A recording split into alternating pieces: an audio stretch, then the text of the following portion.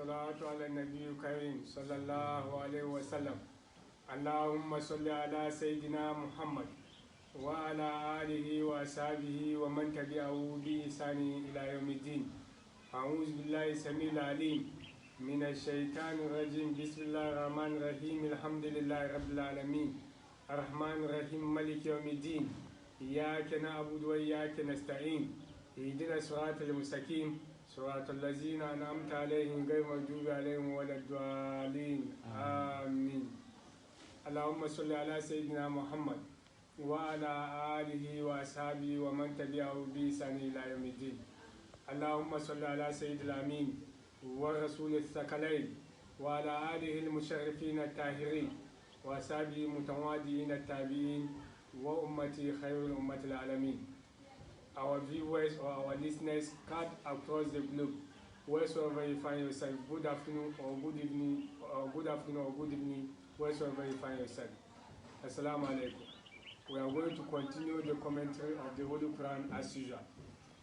Yesterday we are explaining the categories of people who are free-set or free-minded people, and those who are idol worshippers, and the rest. So we are going to manage them before we can go into the commentary of Quran chapter 1 verse 5. That's Iyaka na'budu wa Iyaka nasta'in. Yesterday we were explaining and we gave a lot of references and a lot of examples. Alhamdulillah, we thank God Almighty Allah for giving us this wisdom, for giving us the energy, for giving us the wealth, and then the health to have anything possible. And then we have this commentary of the Quran going. First and foremost, we have to thank Muhammad. This Muhammad, the one, what do you call him? My Muhammad, the one taking or the one bringing this thing alive to the whole world. So we are thanking him for his effort and whosoever contribute in the development of this tafsir. Yesterday, we were explaining the free thinkers, with the way we are going to rebuttal them, the way we are going to debunk them, the way we are going to refute their philosophies, their ideas of saying that the world is created by nature, or we gave a lot of examples. After the tafsir of the Holy Quran, then someone told me that one of the, is it Finland president or one of the presidents in the world said that he needs to be convinced totally. We want someone to convince him that the world is created by God, but he is hopefully and he is confident that the world is created by nature. So we gave a lot of that examples. It was on my Facebook, on my YouTube, and on the Google internet. In all aspects of life, you see that we made a lot of references about the nature. Nature has not any agent. As we made an example in my script, or in some of my write-ups, you can see that in the Holy Quran, we have messengers of God. Something like Prophet Muhammad sallallahu alaihi wasallam, Moses and Musa alayhi salatu wasalam, Ibrahim and Abraham, Jacob, and all these, they were sent by Almighty Allah together with the Christ. So these were and are the agent of Almighty Allah to come together with their books. We have the Quran, we have the Torah, we have the Injila, we have the Zabura, we have the Sufi Ibrahim and Sufi Musa, and other books. So, when you look at the Bible, you can see that they also have the one. We have Jesus Christ there, and he's having the one, the Bible. And when you look at the constitution of every country, every reasonable country, they have a constitution. And then after the constitution, they have the security apparatus who are going to enforce the constitution into a bill. That's, they have to enforce the law. So, as a nation, or as the country is having the what? Is having the security apparatus to enforce or to implement the law, God is also having his security apparatus, that's the prophets, to implement what he sent them. And then the constitution is also like the books, that's the scriptures being sent by Almighty Allah. So where are the agents, where are the security apparatus of the nature, and where are the books of nature. So you can see that nature has no any ground. It's something that you are just following yourself. So we are not going to waste much on that. When you believe that there is God, it has nothing to do with God. When you didn't believe that there's no God, it has nothing to do with God. Then, after that, we are now going to tackle about the shrine. Those who are worshipping the shrine, they are also another point of attention. They believe that there is God, but they have the smaller God who is going to passenger their tools, their petitions, their prayers, their supplications to God. People who are also worshipping sun, those who are worshipping moon, a lot of people are doing a lot of stuff. So with this one, we are also going to give them references. Now, if you are a shrine, someone who is worshipping shrine, you say that this one, the tree, is your God. You put blood, you slaughter a fowl, you slaughter a guinea fowl, you slaughter a sheep, you slaughter a goat, you slaughter a cow, whatever thing you are going to slaughter, and then you just pour the blood on it, and then the blood will be oozing in all aspects of the ground. And you say that that one is your God. Now the question is that it is your grandfather, your grandfather who inherited that gods to you. That's his unfortunate legacy to you. So the question is that before the birth of your grandfather, the first one, who handed over that unfortunate legacy of that shrine to you before his birth is the world in existence, and who is taking care of the world. And when your first grandfather, the one who created the shrine, who created the shrine, or the one who brought that idea or that philosophy of worshiping a shrine, when he was in the stomach, in the womb of his mother, biologically, who was taking care of him? By then, he didn't come out not to talk of the philosophy or the idea of being worshipping something other than the Lord. Then who then was now taking care of him when he didn't come out with that idea? So with this one, you see that the person is lying to, is a total fallacy, that is just doing whatever thing he's doing. But if there is a serious crisis, if there is a serious problem, then everyone knows that there's nothing apart from Allah wahdahu la sharika lahu. So these are some of the things that we are going to handle before we can now go into Iyyaka na'budu wa Iyyaka nasta'in. There are a lot of people worshipping what they are worshipping, and then no one will say anything until we get to the day of reckoning. That is the day that they are going to know that they are astray. وَلَقَدْ أَدَلَّ مِنْكُمْ جِبْلًا كَثِيرًا أَفَلَمْ تَكُونُوا تَعْقِلُونَ. So a lot of them, thousands and millions, trillions of people, trillions of dwarfs, they are astray by the devil, by the Satan. But how many of you are going to reason up to know that it is only God who should be worshipped? So we are not going to enter Iyyaka na'budu wa Iyyaka nasta'in. Iyyaka na'budu wa Iyyaka nasta'in. Unto you, Lord, we worship.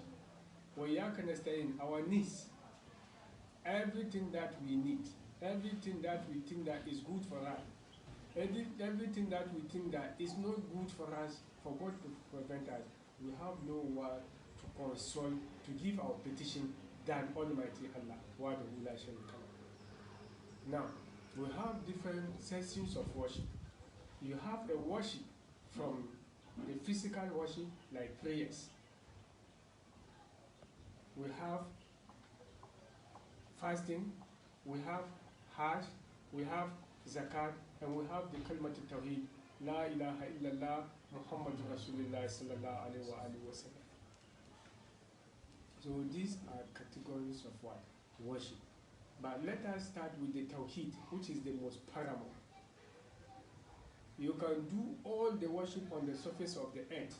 If you did not do it because of La ilaha illallah, Muhammad Rasulullah sallallahu alayhi wa sallam, it is vain, it is counterproductive.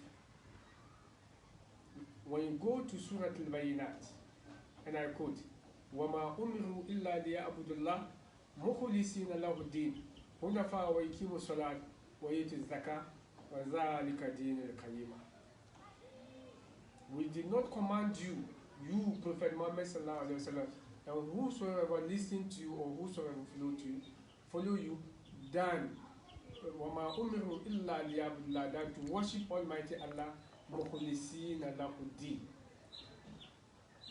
You should worship Him sincerely, accordingly, within the Islamic tradition.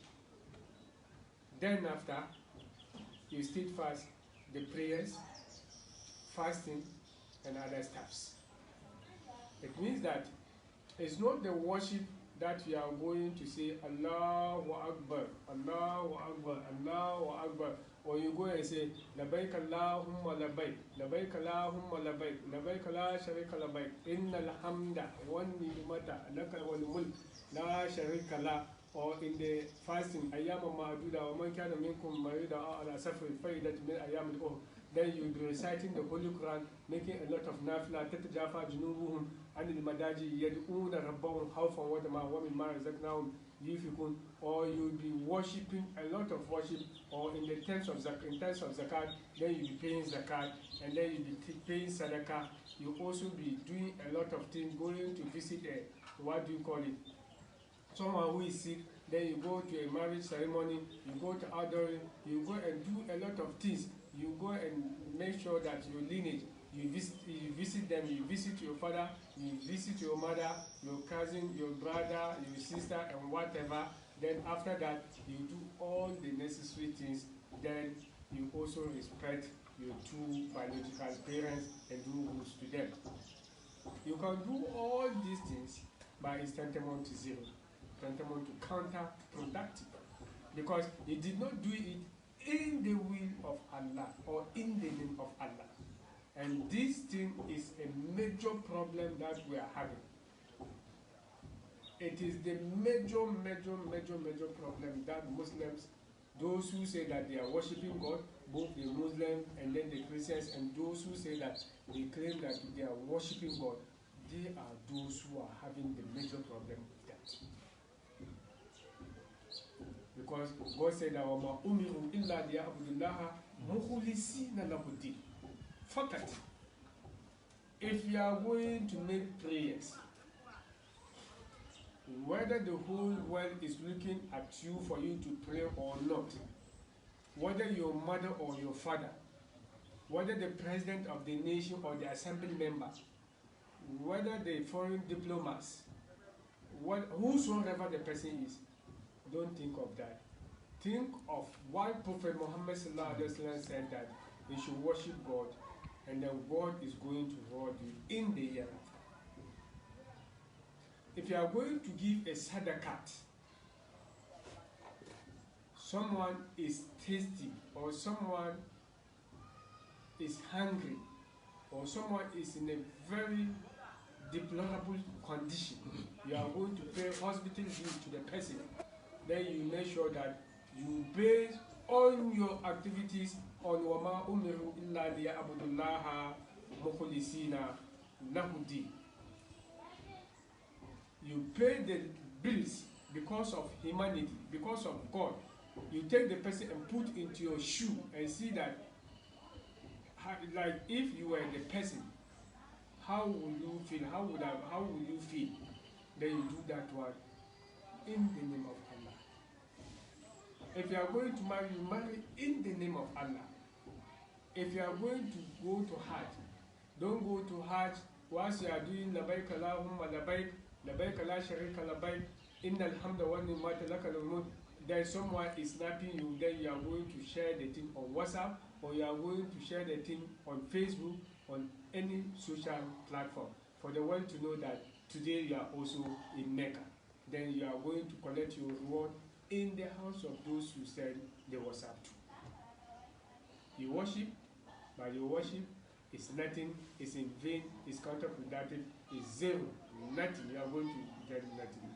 Like those who are free thinkers, those who are, what do you call it, idol worshippers, you see that because he didn't do the way, they did not do the thing in the will of Allah or in the name of Allah, then you are going to be in their category. where he has been at. So we are not going to explain more issues about, and this thing is very common in women and rich people and kings or chiefs. A chief, when he comes to a gathering, an Islamic gathering, or any gathering, he finds himself, he wants to be announced. This chief is here, this king is here. He has given $1 million, £1 million, £1 million naira, 1 million sefa, 1 million cedis, and whatever. Hajia, sophisticated Hajia, she wants to be announced in a gathering. She has given a lot of things. She brought about 20 bags of rice.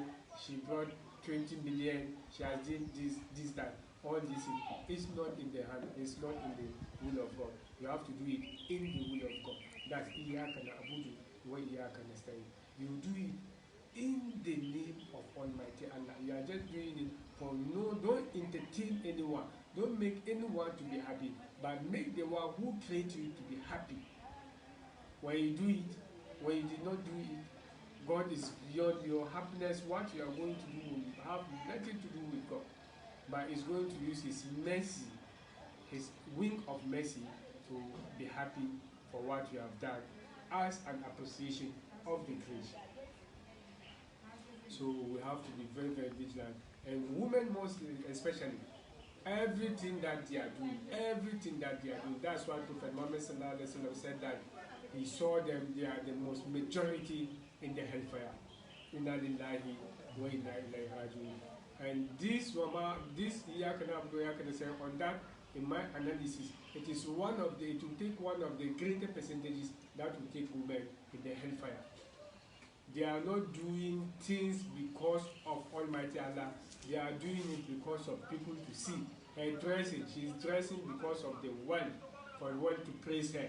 If she's going to fast, she's fasting because of the world to see that she's fasting. If she's praying in Salah day, when she's not having yai or she's not having a nice shirt, then she'll be annoyed with the husband or she'll be annoyed with the family because she wants to wear the nice shirts, the nice dresses for us to see or for the world to see. Those Mallam who are making tafsir or commentary of the Holy Quran, they want the Quran, they want people to know that they have loud crowd, they have larger crowd, they have a lot of majority people. So those of you who are having thousands and millions of majority of people, for you, they will want to see, they are telecasting it, all this tafsir, people are coming, they are doing this, they are doing that. Today, where are you? Do it because of God. Even if you are the only person that will do it and telecast it for the whole world to listen, you do it because of God. For someone to be convinced to be in the religion, or for someone to make sure that he purified his deeds in the Islamic jurisdictions. That Iyaka na abudu. Unto you we worship. And then the worship, you have to do it based on Rama Umiru Ilali Abdullah Molisi Lahudi. Fakat. So that is the major crisis that we are having. Millions and thousands of human beings, millions of thousands of dwarfs will go in the day of reckoning. They will do a lot of things, a lot of rules. The person is praying. He doesn't joke with his time, even 1 second. The person is giving sadaqah and charity. The person is giving zakat. The person is fasting together with Monday and Thursday fasting. The person is going to have an umrah every year. But when he died in the day of reckoning, then you see on his list that nothing was there. Then you go and ask the angels of God, or you go and ask Allah subhanahu wa ta'ala, I was the person who was doing this, going to jihad to do this, I'm doing that. God said that is true, but it's lie. It's true based on the fact that you did it. And here is the clip. They will show you when you were perambulating the Hajj, when you were perambulating the Kaaba, where you are praying, where you are doing all the good things that. But the question is that when you were doing it, are you doing it in the cause of my name? Then God will say that the engines of fire, this is your meat, you take the person to hellfire. May Almighty Allah forgive us, and may Almighty Allah forbid us for doing necessary things, the things that we are doing here. Then we'll go in the year after, then we'll see a different ball game. So we don't want to proceed our tafsir because we are having a program today on radio station. We have to cut the English version and go into the Hausa version. Tomorrow we shall come out and then update you with the letter that is explanation of Iyaka Na'budu wa Iyaka Nasta'in. Assalamu alaikum.